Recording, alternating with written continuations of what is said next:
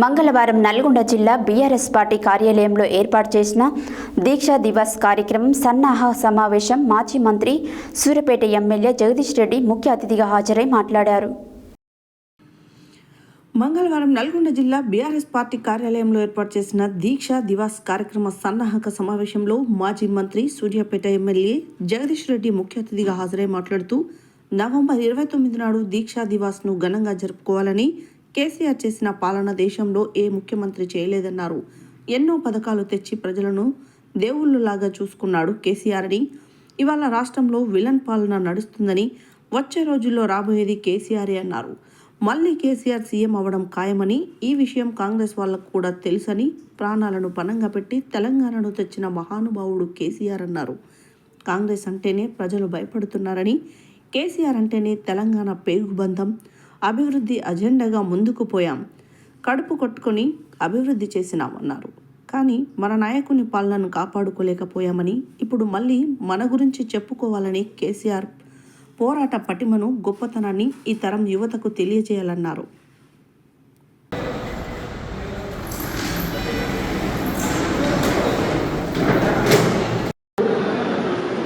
ఈ అభివృద్ధి తప్ప మనకి ఇంకో ఎజెండా లేదు.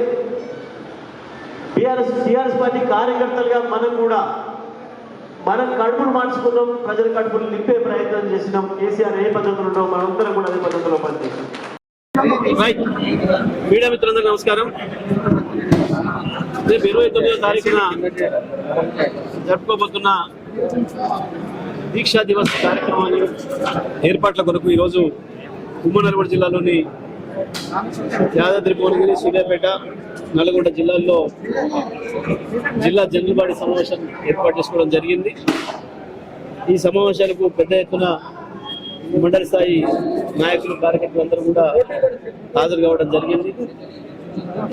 తెలంగాణ రాష్ట్ర ఏర్పాటులో కీలక దినమైన నవంబర్ 29 ఏదైతే ఉందో, కేసీఆర్ గారు కేసీఆర్ చచ్చుడో తెలంగాణ ముచ్చుడో అని చెప్పి నినాదం తీసుకొని ఆమరణ దీక్ష ప్రారంభించారో, ఆ రోజుకున్న ప్రాముఖ్యతను కొత్త తరానికి వివరించే విధంగా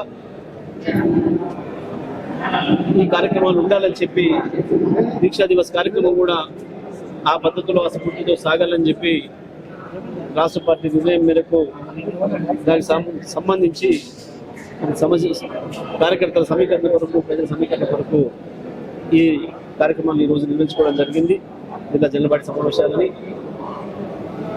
కేసీఆర్ 2001లో నా స్వప్నం, నా ధ్యేయం తెలంగాణ రాష్ట్రమే అని చెప్పి తెలంగాణ రాష్ట్ర సాధన కొరకు అంబేద్కర్ గారు ఇచ్చిన రాజ్యాంగ స్ఫూర్తితోని, దాంట్లో వారు పొందుపరిచిన ఆర్టికల్ 3ని ఉపయోగించుకొని మహాత్మా గాంధీ గారి బాటలో శాంతియుతంగా, అహింసాయుతంగా ఉద్యమాన్ని నడపాలని, ఎన్నికలనే ఆయుధంగా చేసుకొని రాష్ట్రాన్ని సాధించాలని, ఒక రాష్ట్ర ఏర్పాటు అనేది పార్లమెంట్ నుంచి వెలువడాల్సిన ఒక రాజకీయ ప్రక్రియ అని, దానికి తప్పకుండా ఎన్నికలే ఆయుధం అవుతాయని, చట్టసభల్లోకి వెళ్ళడం ద్వారానే మన న్యాయమైన కోరికను సమాజానికి చెప్పి గుర్తించవచ్చు అని చెప్పి ఆలోచనతో ఒక మంచి పందాన్ని నిర్ణయం చేసుకొని అసెంబ్లీలోకి, పార్లమెంట్లోకి, అన్ని చట్టసభల్లోకి ప్రవేశించడం ద్వారా భారతదేశంలో ఉన్న 36 పార్టీలను కలుపుకొని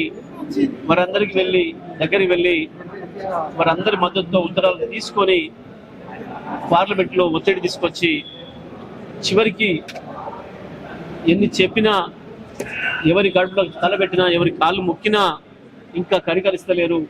జాతీయ పార్టీలైన బీజేపీ, కాంగ్రెస్లు ప్రతి సందర్భంలో తెలంగాణకు ద్రోహం చేస్తున్నారు, తెలంగాణ ఉద్యమాన్ని వంచిస్తున్నారు, మోసం చేస్తున్నారు, అణచివేస్తున్నారు. ఇక చివరికి నాకు మిగిలింది దీక్ష ఒకటే ఆలోచనతోని కేసీఆర్ చచ్చుడో తెలంగాణ ఉంచుడో అని చెప్పి నినాదం తీసుకొని నిరాహార దీక్ష ప్రారంభం చేయడం, దాంతో అప్పటికి పార్లమెంట్ సమావేశాలు జరుగుతున్న సందర్భంలో దేశంలో ఉండే అనేక రాజకీయ పార్టీలు, పార్లమెంట్లో ప్రాతినిధ్యం ఉన్న పార్టీలు అన్నీ కూడా స్పందించడం, వారందరి